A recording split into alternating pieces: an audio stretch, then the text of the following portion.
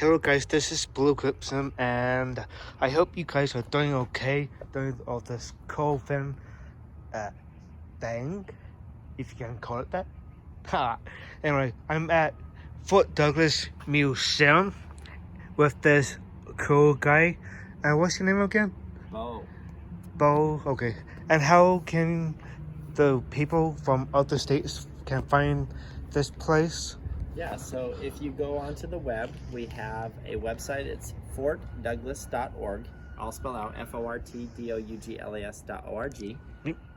And we also have a Facebook page and a few other social media presences that you can check us out on. Okay, but is Facebook mainly the go-to? Yeah, I would say Facebook's probably the most up-to-date. Long-term stuff and more in-depth information will be on our website. Ah, okay. And there's I think a link to our website from the Facebook page. Okay. And what does this place do exactly? Yes, so we're at the Fort Douglas Military Museum. Okay. And the museum has been here for almost 50 years. Mm-hmm. And it's the state's official military museum and repository for military history. And we actually are inside of a National Historic Landmark here. So if you look around at the district here, it's got a lot of historic buildings, grounds, vegetation, all sorts of stuff you can come and walk up and see here in the district. Okay. And then the museum itself is in these historic buildings, which are 1870s enlisted men's barracks. Mm-hmm. And inside, when we're open, again, talking about the COVID situation. Okay. When we're open on the inside, we are a free museum. We have all sorts of interior displays from all different branches of service, different eras and periods of time and conflicts. Mm-hmm. And then we have outside exhibits too. And outside exhibits are what we're going to be looking at today on this tour. Okay. Again, I'm not wearing a mask because Joey and I are You mean Blue Crimson? Blue Crimson. Our social distancing, and we're outdoors. So it's pretty safe here to come up, keep the space in between, and just enjoy the nice weather, the beautiful grounds, and the history, as well as see these outside exhibits. So is this what you're talking about, the website? Yeah, so fortdouglas.org, just like that. Okay. Because some people will have a hard time memory with the typing of the .org.com/this/that, you know? Yep, that's good. So coming down here, some days we'll have the outside open like this. When the museum's open, we'll typically have where you enter in through the main museum and then come to the outdoors. But right now with COVID-19, we're keeping the outside gates open. Okay. So we'll do a quick little tour here of what we have on display outside right now. Mm-hmm. So kind of coming up this first side of the building here, we have the Jeep. Mm-hmm. And these Jeeps are primarily World War II up through kind of Korea, Vietnam era. Very, very popular. Later on, and kind of currently, our main mode of transportation in this form is kind of like the Hummer or the Humvee. But I guess we went from this all the way up to Humvees, huh? Yep. And then, and before that, we'd have horses and like back in the 1800s or something? And wagons and all sorts of equipment like that.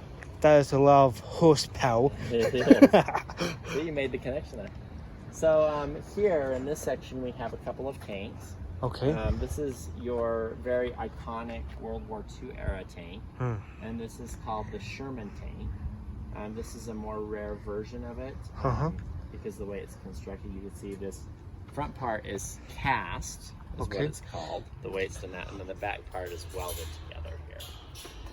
And as you can see, as the video is kind of going up top here, around the grounds we'll have different areas that you can come up on stairways and platforms and take a look on different viewpoints or vantage points of the equipment.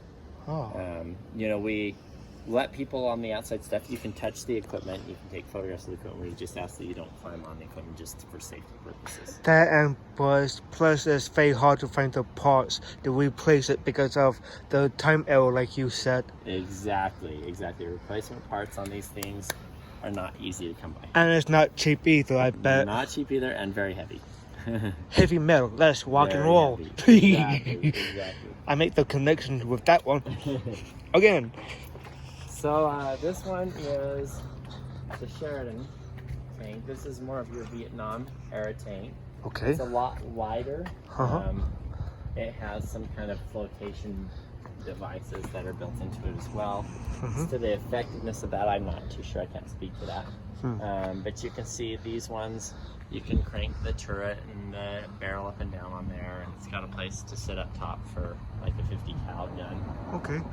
They're really, really big. People think, oh, it's like 10 times the size of my car. Like you can fit a whole bunch of guys in there. There's a whole crew, and in reality, there's only a few guys actually in there operating And that do tank. you mind if I ask you how many people can fit into this one? know, I've been inside this one, and I think that there's a space for at least 3 people in there. That don't sound like a lot. No, there's one person that's down inside, which I think is kind of the driver or operator. Okay. And then there's a place up in this area where this swivels back and forth for 2 people to sit. I think one is like the gunner and maybe one's the guy that loads the ammunition. Ah, okay. And then obviously outside guys could ride on it, but in combat you don't necessarily really want to be riding outside on these Because of the ammo flying and everything else? things. Exactly. So we've got an old truck out back here. That one's waiting to be restored. Kind of an old transport truck. Would have a canopy probably over the back and whatnot. Okay. And that's World War II era. This one here, this is called a track vehicle because it's got these, as people would call them, like wheels or whatnot, that turn and push this track. And so this is kind of like a tank in a way of the system, the tracking system. Okay. But it's called a full track or a track vehicle. Now, if you see them and they have a tire on the front like that truck, and then on the back they have a track, they're called a half track. Okay. So this one would carry things around, most likely carry ammo that would be up inside here.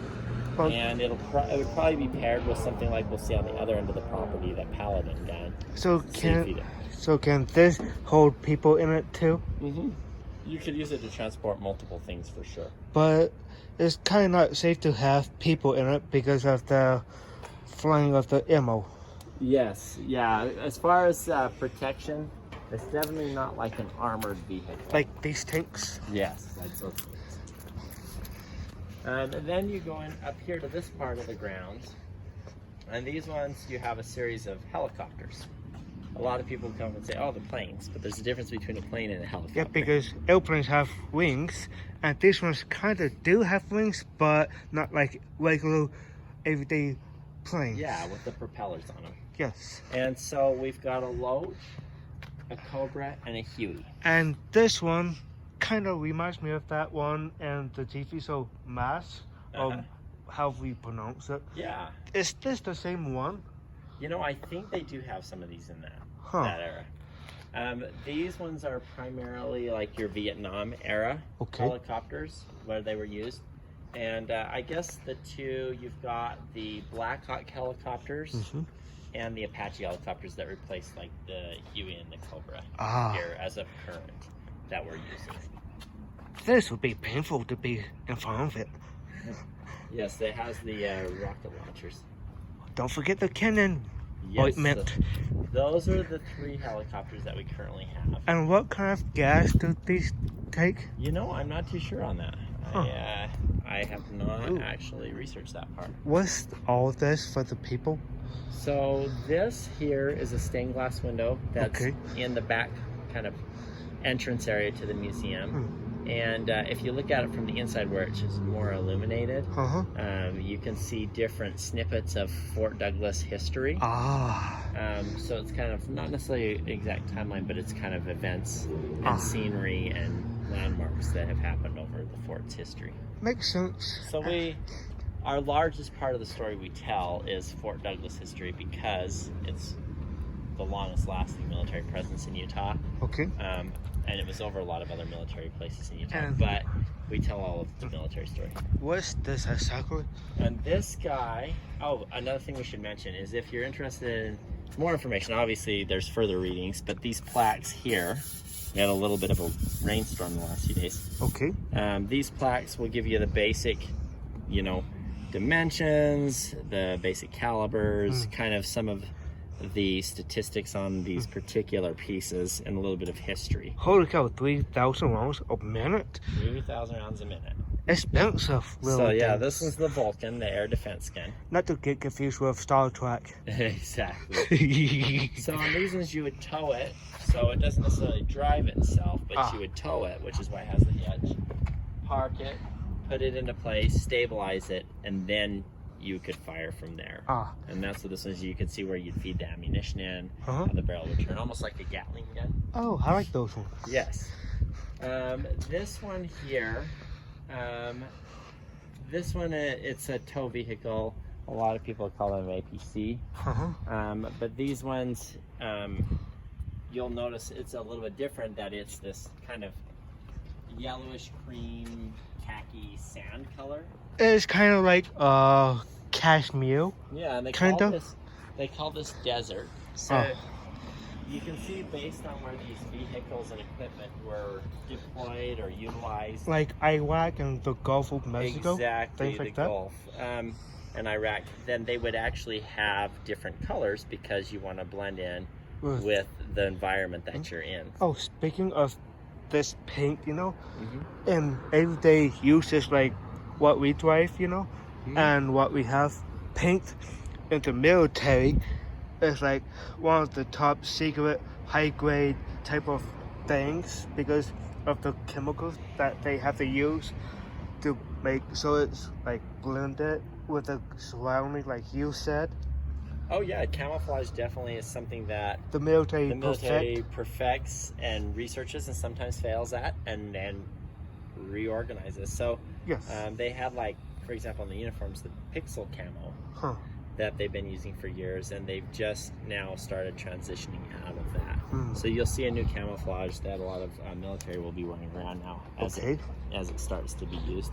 So you can see on this too that it used to be painted with that more forest, kind of like the... Yeah, like right here. Yeah, you can see next to this probably was what this was painted, because you can see the green and some of the browns and things underneath. Yeah. Did you know how I found this place?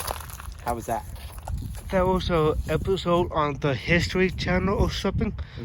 They had a ghost tour here. Like there was someone here before you was giving them a tour. Okay, that might have been Bob Voiles, one of the directors. I used to work with him. And that's how I found this place. That's cool. Yeah, so just a quick break from equipment. Okay. Here, this is a memorial park. And in this part here, this kind of gazebo bandstand. May I go in? Yeah. Closer? So we've got a memorial to women in military service over time. Okay. So you can see kind of like the World War I nurse. And she's kind of having a conversation with a current Marine. So it kind of shows you how women's roles have changed over time in the military. And I try doing but I give respect to all military. Doesn't matter what gender or race, I still give them respect because they sacrifice almost everything for our freedom.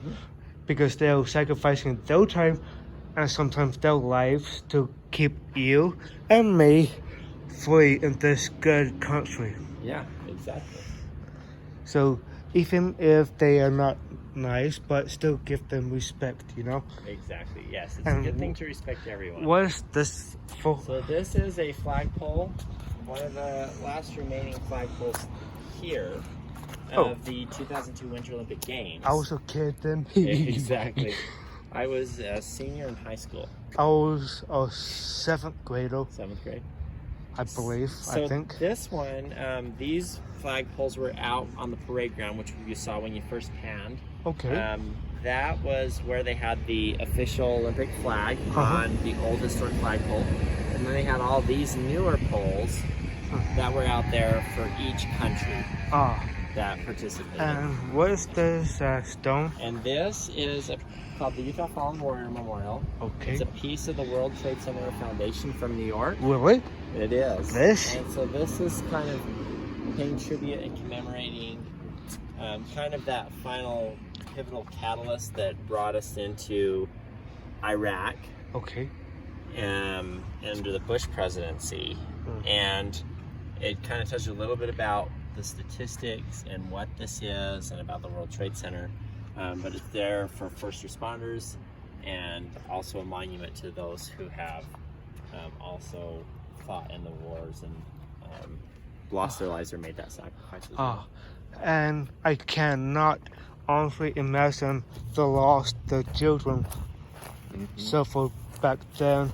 Oh yeah. Especially on New York City. Yeah. I cannot imagine the pain they lost. Like their friends, family, parents, whoever. I cannot imagine the pain. I cannot. Yeah, I remember how it was watching on TV in school. It's sad, but it'd be even sadder for those who actually lost Someone in that and also witnessed it in firsthand. Yes. Because it was hard enough for me, for example, watching it on TV. So when this came, I was very moved and cried when I saw a physical piece of that history that I could touch and view. Yeah. Here, there's a different type of connection. Because honestly, with that, some people don't understand that because they'll say, "Oh, boo-hoo." But I, in a way, understand and respect what they lost because I don't know that personally, but I cannot imagine, you know. Yeah, I understand. Now this is again, it's not a tank. Looks like a tank, seems like it would be a tank, but it's called a self-propelled howitzer. Oh, what? So it's a self-propelled howitzer, basically a gun that you drive. With wheels. Yep, so that has the track here. So you would drive this into position rather than tow it, park it, set it up, stabilize it, and then fire it. So it's basically a giant gun that you drive around. It's so cool. And then this one over here is kind of like a precursor to this one. This is called a Long Tom howitzer. Similar thing, but you can see this one again has a toe on it so that you would actually pick it up and pull it into position and then fire it. So you drive the gun, you pull the gun. And I kind of have to crack a joke right now because I've been watching Brian Regan lately, and this isn't a paid sponsor, but do not stand in front of the cannon, and don't forget the ointment. And how true that is. I just had to crack that joke for some people who will watch this. Oh yeah. Because they will get that joke. Yes, and that is a World War II era gun. It was used after World War II, but that's primarily World War II gun. Now up here, kind of a quick rundown of this. So this is called the Cannon Park. The Arthur J. Gogan Cannon Park. Okay. And he was a historian, very much into military weapons. And he was also a volunteer here at the museum for years and years and years. So that's who this is named after. That's so cool. Up here, you can see horse-drawn equipment.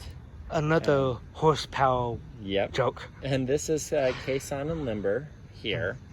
You can see stuff from the 1800s like this, just a bit after the Civil War. May I ask you what that statue is? Sorry. Yes, and this statue, this is Colonel Patrick Connor, or P. Edward Connor. He is the founder of Fort Douglas, so that's why this particular statue is here.